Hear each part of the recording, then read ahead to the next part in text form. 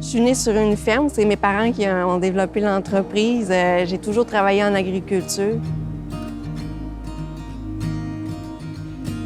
Bien, pour moi, c'est un mode de vie, c'est un rêve. C'est ça, être agriculteur. En même temps, bien, pour moi aussi, c'est de contribuer à la société, nourrir le monde. Puis j'ai la chance de pouvoir contribuer en faisant ce que j'aime.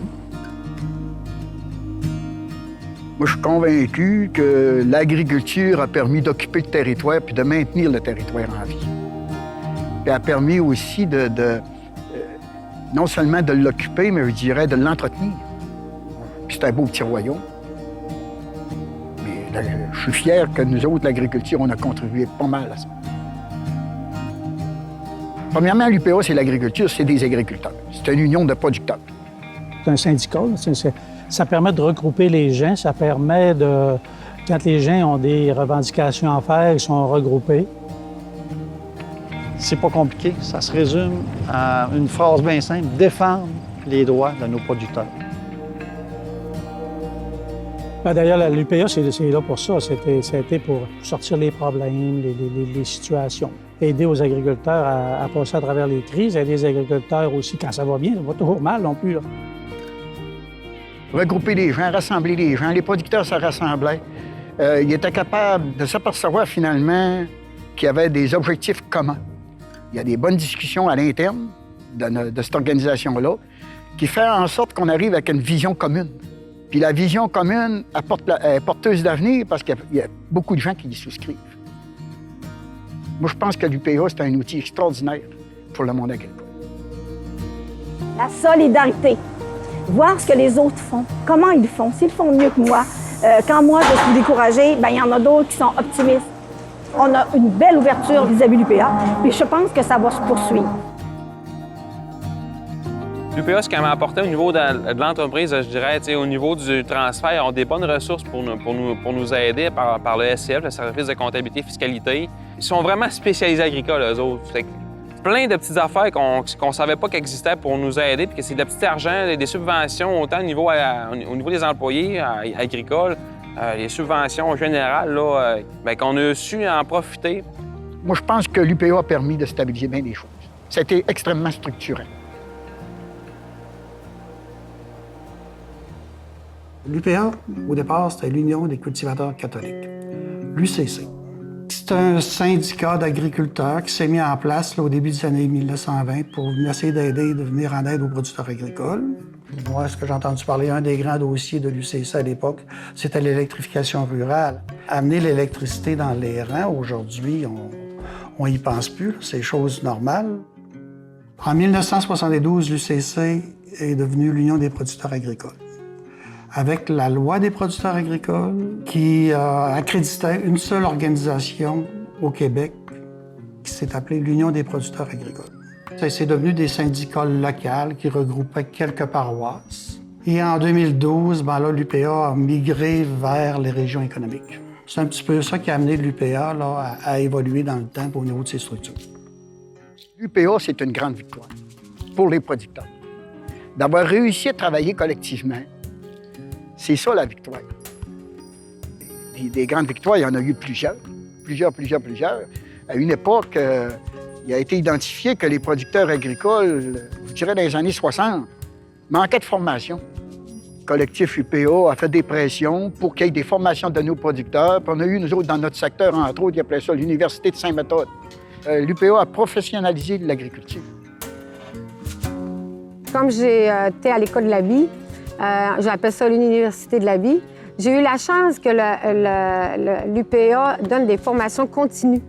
Et je m'inscrivais à toutes les formations, pratiquement pas mal, quand je pouvais le faire. Puis aujourd'hui, on le fait sur Internet, ça, mais autrefois, il fallait se déplacer à Alma pour suivre ces cours-là. Puis ça m'a apporté beaucoup, là. Et on parle là, des années 70. Tu as vu arriver après ça l'insémination artificielle. Tu as vu la modernisation de l'agriculture, la mécanisation. l'efficacité, l'augmentation de l'efficacité. En 1974, il y avait eu un abattage, donc les producteurs s'étaient mobilisés, avaient fait un lobby auprès du gouvernement, ça n'avançait pas. Les producteurs n'avaient pas de prix pour leurs produits. Ils ont fait une fosse, ils ont enterré des veaux. C'est suite à ça que l'assurance stabilisation des revenus agricoles a été mis en place. L'assurance stabilisation, là, parce qu'on assurait la production, c'était nouveau même au Canada. Tu sais, on n'assurait pas leur revenu total, on assurait la production. Sans l'assurance stabilisation, une entreprise comme nous autres ici, oubliez ça, là, on ne serait plus là avec la crise de la vache folle dans les années 2000. Là. C'est sûr. Ça, c'est l'UPA. Dans les années 80, il a été identifié que ça manquait le côté gestionnaire. Il y a eu la mise en place des groupes conseils. La mise en place des plans conjoints au quota. Pas de plan conjoint, on serait encore comme des pays sous-développés qu'on vendrait tout chacun de notre production au meilleur offrant. Là, on a regroupé l'offre. C'est ça, les plans conjoints.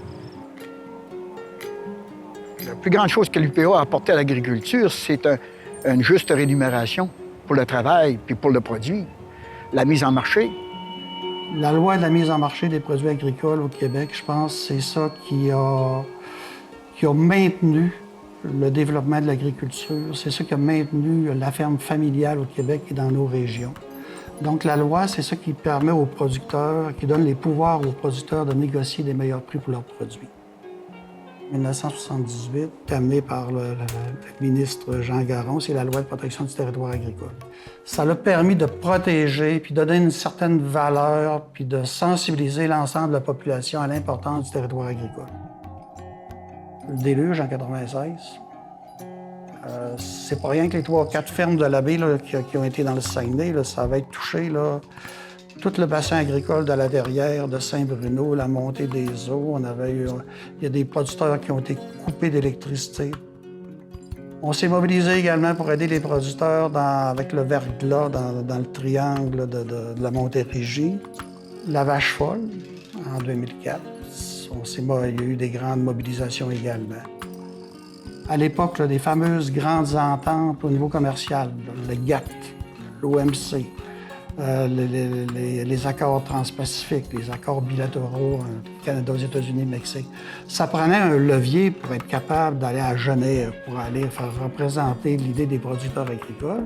Puis on a créé des fonds de défense professionnelle extrêmement importants.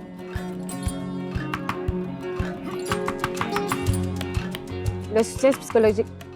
Ça, c'était un gros plus pour l'Union parce que ça, on en parlait rondement. C'était comme, tu sais, t'avais pas le droit quasiment de dire que ça allait pas bien des fois.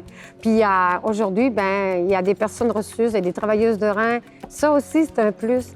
Moi, j'ai vu aussi l'UPA aussi, la première porte ouverte qui s'est faite, c'était en 2003. J'étais une parmi ces fermes-là qui a ouvert les portes aux consommateurs.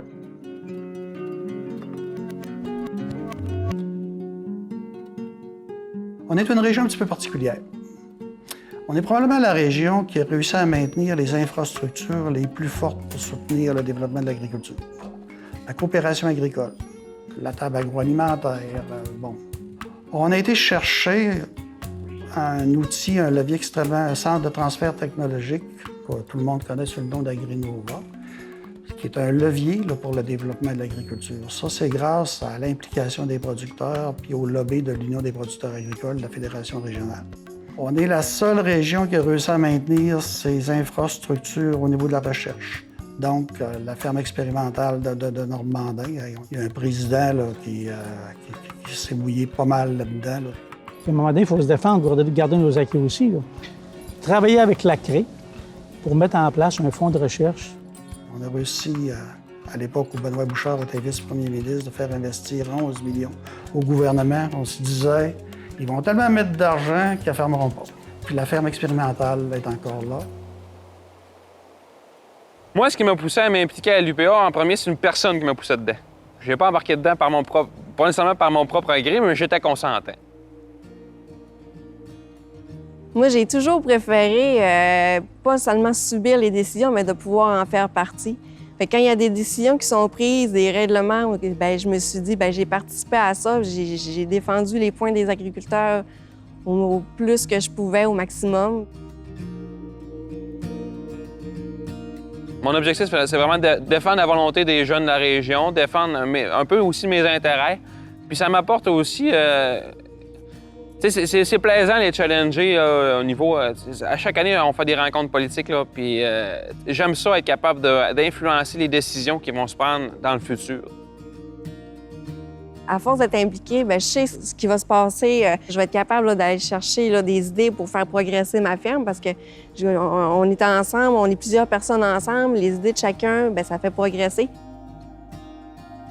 Si on veut changer quelque chose, si on veut que quelque chose nous ressemble, bien, si on veut que ça nous ressemble, il faut que tu te dises à quoi tu ressembles. Donc, veux pas, tu t'impliques. Tout le monde est gagnant à s'impliquer dans l'UPA. Moi, ce qui me valorise, c'est quand on a une réussite comme le projet de loi dernièrement du C-208. Ça, c'est une grande avancée pour le futur de l'agriculture. Ça, c'est valorisant pour moi. C'est ma paye. J'ai l'impression, quand je m'impliquais, de collaborer à construire quelque chose.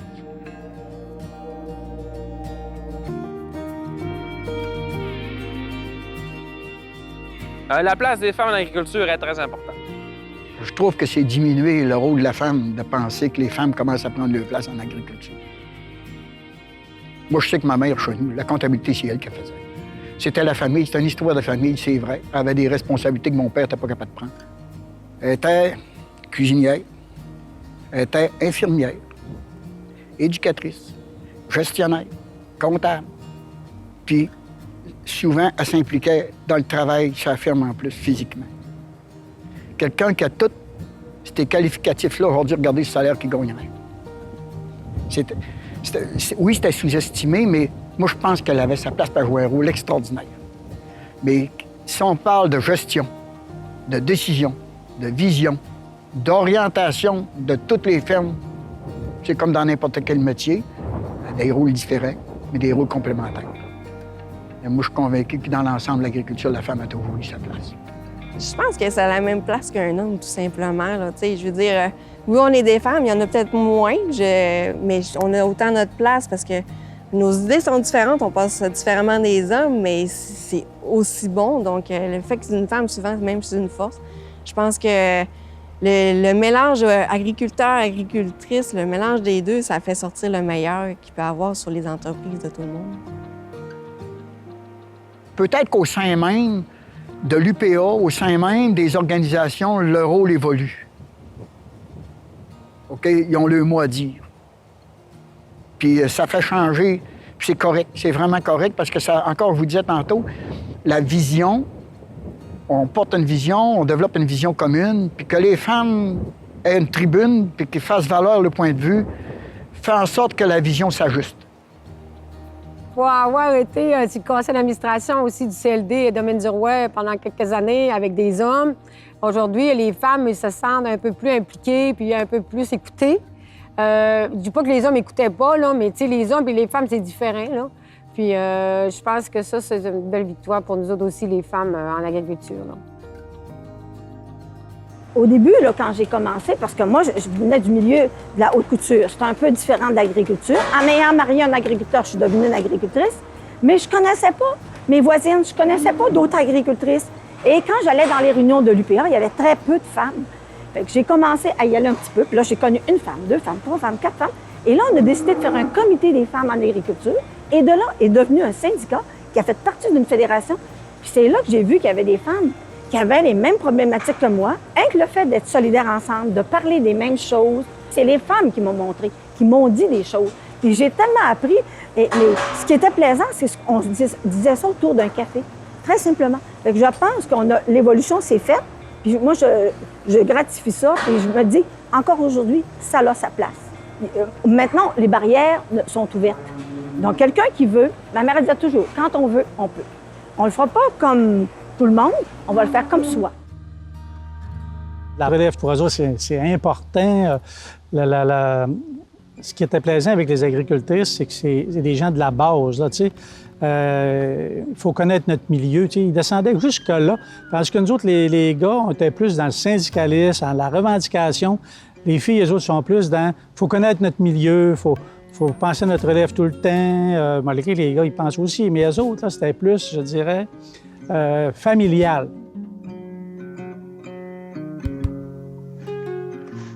La relève là, en agriculture, là, on va chercher des nouvelles technologies, des nouvelles idées. On pense différemment là, de nos parents, de nos grands-parents. Puis ça fait avancer l'agriculture, ça fait une agriculture moderne, mais ça fait une agriculture aussi durable.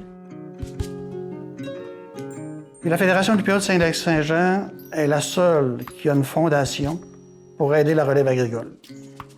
La relève, la formation, je pense que c'est un défi de taille là, que je pense qui a été bien relevé par la Fédération.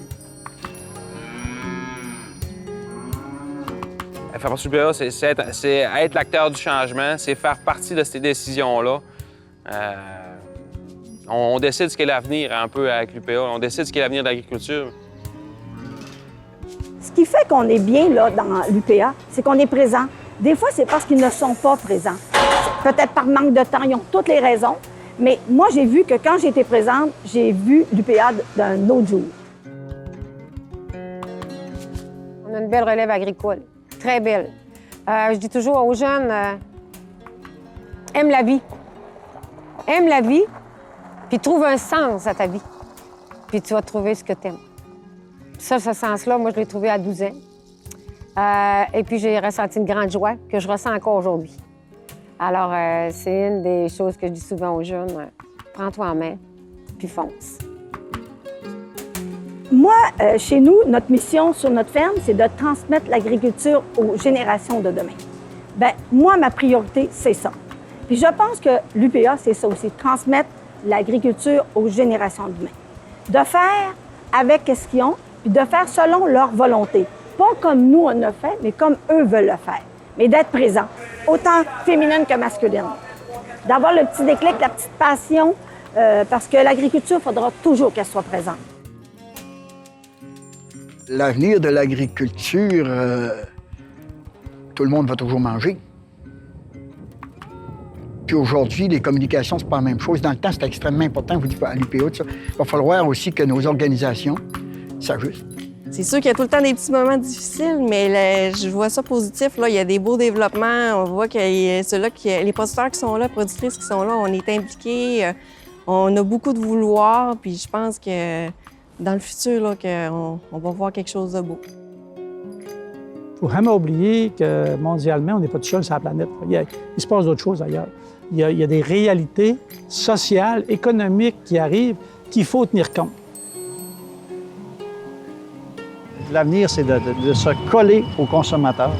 À partir de là, je pense que les cartes sont beaucoup plus rassurantes.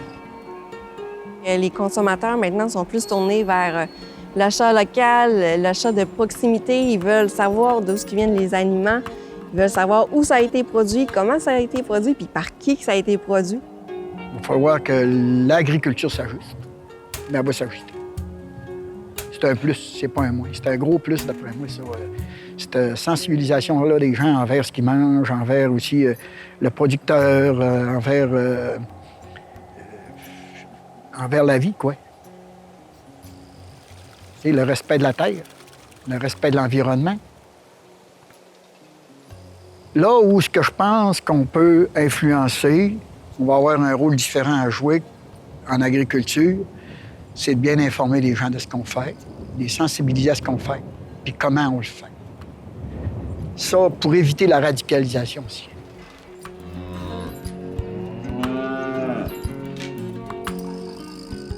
La sensibilisation, la valorisation de la profession, c'est quelque chose d'important. Avant de vendre un produit, il faut commencer par le connaître puis d'enseigner. On n'avait plus nos titres de noblesse, mais maintenant, on fait attention à la terre parce que c'est notre garde-manger. Puis on va nourrir nos animaux, on va produire, on va donner aux autres, aux suivants, comme on dit, puis on va éduquer notre population. Je pense que l'UPA sert à tout ça. Et moi, je pense qu'ils sont les chiens de garde de nos gardes-manger. Je sais que ça en vient de belles choses au niveau de l'UPA. Ils vont savoir faire profiter toutes les entreprises de la région de ce beau mouvement-là qui est l'UPA. Dans le travail, on se laisse déborder, puis on vient qu'on ne le voit plus. Mais je pense que l'agriculture, les jeunes, ce qui va les différencier de nous autres, je pense, c'est qu'ils vont prendre plus le temps de question. Ils vont le réaliser. Mais c'est ça. Alors, c'est-tu beau?